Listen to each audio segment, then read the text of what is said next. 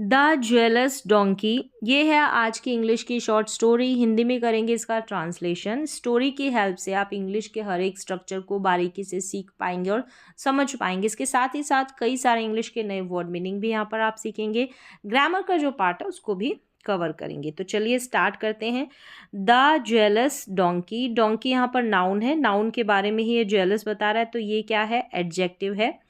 और ज्वेलस का मतलब होता है ईर्ष्यालु। तो ये है कहानी, स्टोरी का नाम, टाइटल।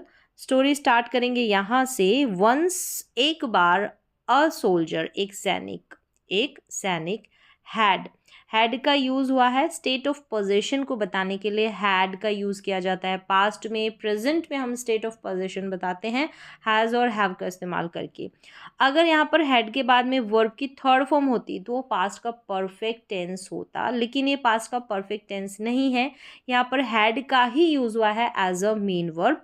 और ये क्या दिखाता है कि किसी वस्तु का मालिक होना, कोई व्यक्ति किसी वस्तु का मालिक होना या किसी के ऊपर अधिकार होना, किसी बात पर अधिकार होना, ऐसा ये बताता है। मतलब किसी के पास कुछ था पास्ट में, बीते हुए समय में।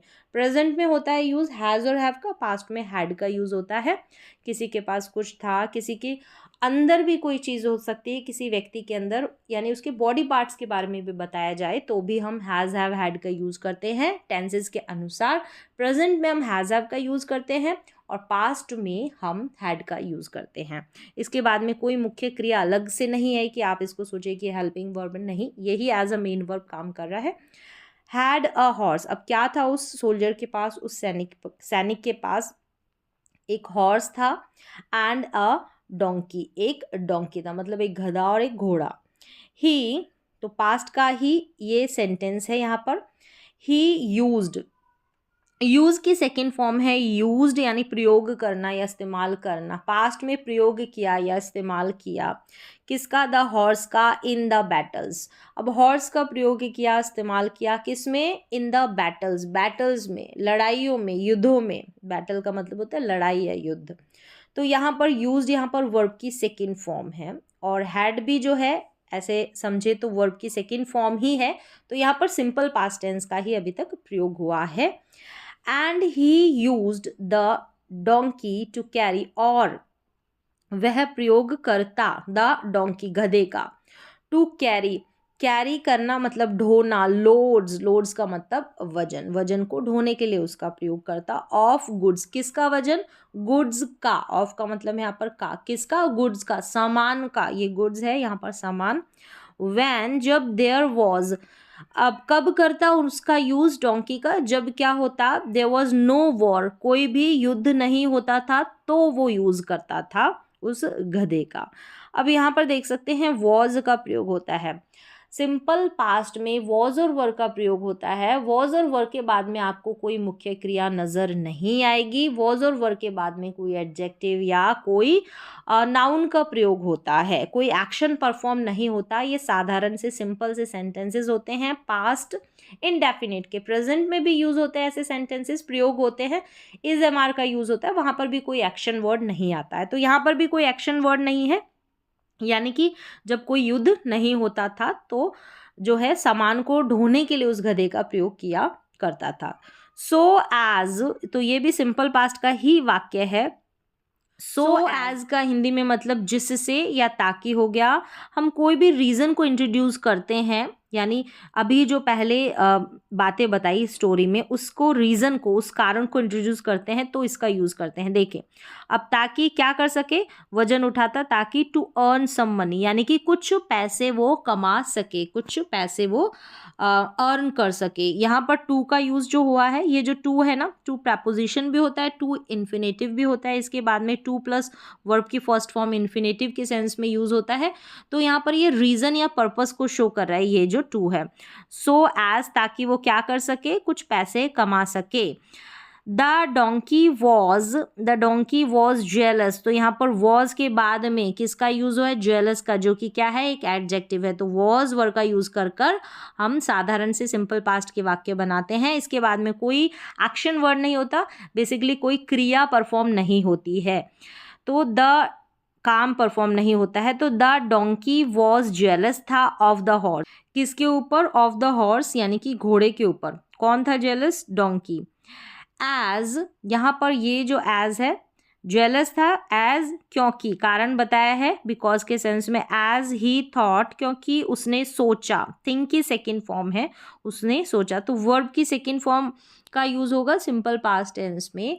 उसने सोचा कि दैट द हॉर्स हैड, अब हैड स्टेट ऑफ पोजेशन यानी कि पास्ट में किसी के पास कोई चीज़ थी, वस्तु थी, इस सेंस में।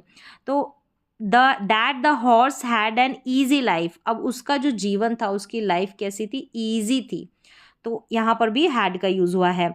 Easy life, he had to work hard, उसने सोचा कि जो हॉर्स था उसकी लाइफ, उसका जीवन आसान था, ईजी था। ही हैड यहाँ पर यानी उसका जीवन, किसका?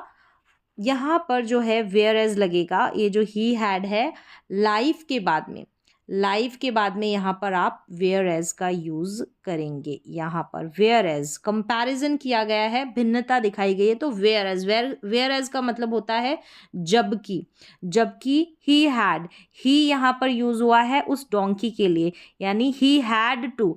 हैड के बाद में टू लगकर वर्ब की फर्स्ट फॉर्म आती है, तो ये जो सेंस देता है कि किसी को कोई काम करना पड़ा, मजबूरी में कह सकते हैं, जबरदस्ती कह सकते हैं, या ज़रूरत है और कंपल्शन है उसको उस काम को करना ही है या करना ही था। तो यहाँ पर हैड टू है, अगर प्रेजेंट में करना ही है तो हैज़ टू और हैव टू का प्रयोग होता है, और पास्ट में हैड टू प्लस वर्ब की फर्स्ट फॉर्म का।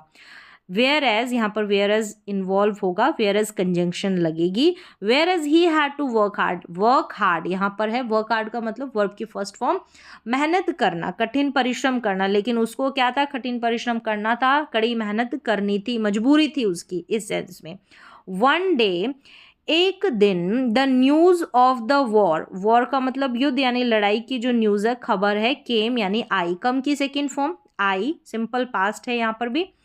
द डोंकी फेल्ट का मतलब होता है महसूस होना या लगना, फील की सेकेंड फॉर्म है फेल्ट। तो डोंकी को क्या लगा, क्या महसूस हुआ?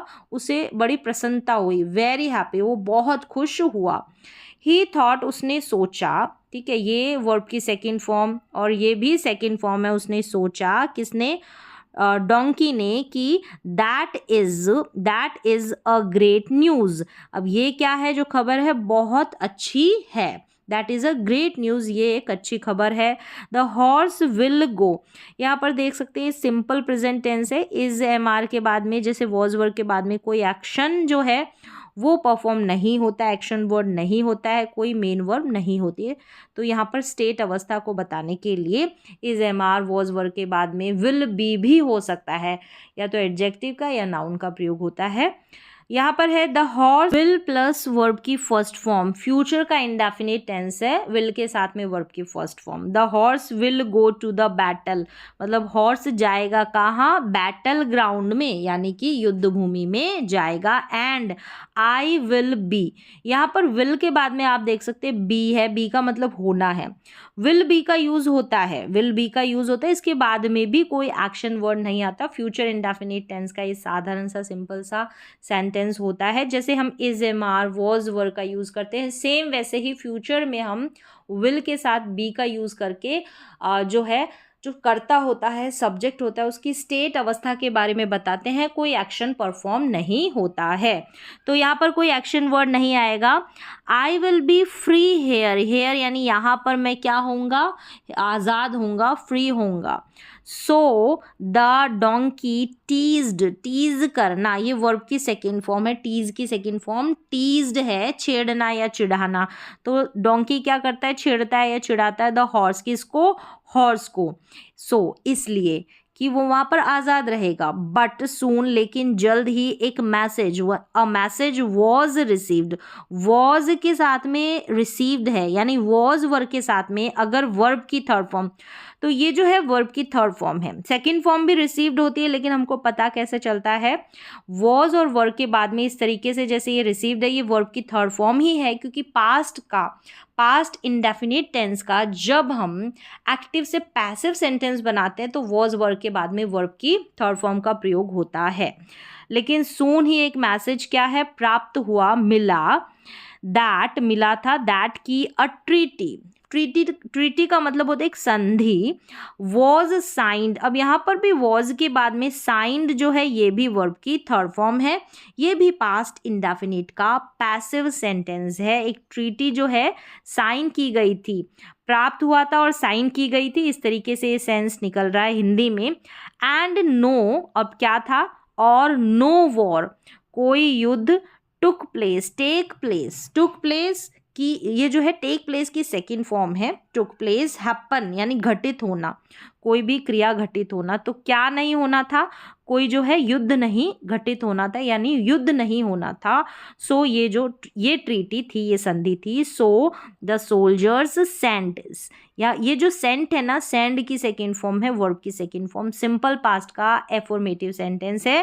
तो क्या है यहाँ पर, मतलब कि सोल्जर्स ने किसको भेजा, डोंकी को भेजा, टू कैरी, ढोने के लिए, कैरी करना, ढोना, लोड्स को यानी जो वजन है, जो भार है उसको ढोने के लिए उस डोंकी को भेजा।